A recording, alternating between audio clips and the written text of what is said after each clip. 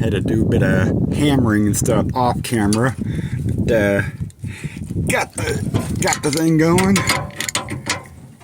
So now we're gonna take this off.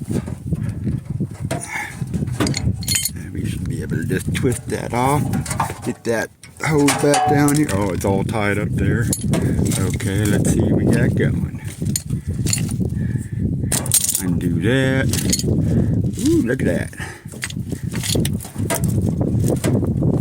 Okay, ooh, there you go. Get that cleaned up.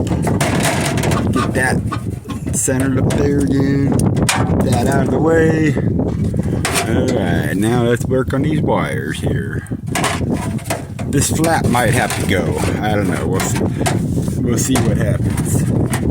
That's the secret path to the engine room, if you all recall the Houthi pirate video. But yeah, so we gotta get those wires out of there now. So we can get this 7-pin cable out. Stand by.